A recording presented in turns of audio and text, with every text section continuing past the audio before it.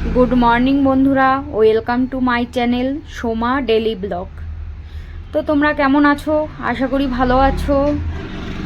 এই যে দেখো, এখন ঘড়িতে বাজে 6:30 আর আমি উঠে পড়েছি ঘুম থেকে। কারণ আমি ঘুম থেকে 6:30টায় উঠি, কারণ মেয়ে স্কুলে যায় এই 8:30টার সময়। তো উঠে আমি এখন দেখো বিছানাটা তুলে নিচ্ছি। বিছানা তুলে আমি বাথরুমে যাব। বাথরুম থেকে এসে আমার রান্নাঘরে ঢুকতে হবে, কারণ মেয়ের টিফিন বানাতে হবে, মেয়ের খাবার বানাতে হবে, তারপরে আমাদের খাবার বানাতে হবে। তারপর 10টার মধ্যে হাজব্যান্ড আমি দুজনা চলে যাব ডিউটিতে। তো এই যে দেখো, আমি বাথরুম থেকে অলরেডি কিচেনে ঢুকে পড়েছি। এসে দেখো ভাতের জলটা গরম হয়ে গেছে, এখন আমি চালটা ধুয়ে দিয়ে দিচ্ছি।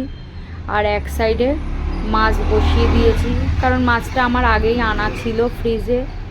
তো সেজন্য মাছটা ইজিতেই বসিয়ে দিতে পেরেছি। তো এই যে মাছটা দেখো এক সাইডে ভাজতে বসিয়ে দিয়েছি, আর এই সাইডে ভাতটা বসিয়ে দিয়েছি।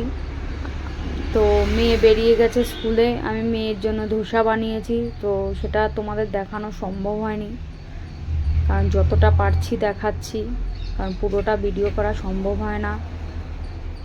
তো দেখো এই যে ভাতের চালটা ধোয়া হয়ে গেছে, আর এই সাইডে দেখো মাছটা অলরেডি ফ্রাই হয়ে গেছে। আর এদিকে বানাবো আমি কলমির শাক।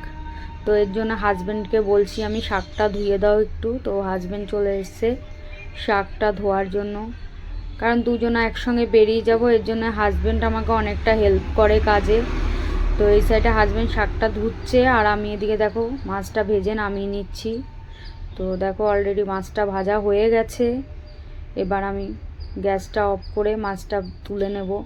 তো এদিকে আমি ননস্টিকের আইপ্যানে তুলছি। তোমরা হয়তো ভাববে কেন তোমার ঘরে বাটি নেই, কারণ দেখো আমি এখানে থাকি, আমার এখানে জলের অনেকটাই প্রবলেম হয়, তাই যতটা পারি বাসন বাঁচিয়ে ব্যবহার করি। তো এর জন্য এখানে এটা আমার মাজতে হবে, এর জন্য ওটার মধ্যে তুলে নিয়েছি।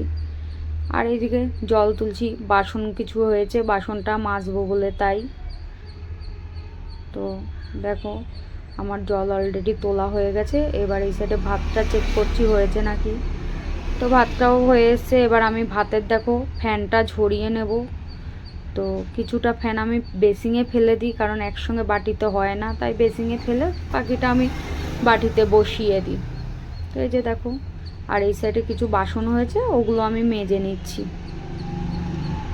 তো দেখো বাসনগুলো প্রায় আমার মাজা হয়ে গেছে, কারণ একসঙ্গে বাসন জমে গেলে মাজতে অনেকটাই টাইম লাগে। তো ততটা টাইম আমার হাতে থাকে না, এর জন্য আমি রান্না করতে করতে 2-1টা করে মেজে নিই। তো এই যে সাইডে দেখো বাসনগুলো মাজা হয়ে গেছে। এবার আমি ভাতটাকে, ফ্যান ঝরানো হয়ে গেছে, এবার আমি 5 মিনিট গ্যাসে বসাবো, তাহলে ভাতটা ভালো থাকবে। তো বাই বাই বন্ধুরা। তো আমার ভিডিও ভালো লাগলে প্লিজ আমার সাথে থেকো, সাপোর্ট করো, সাবস্ক্রাইব করো।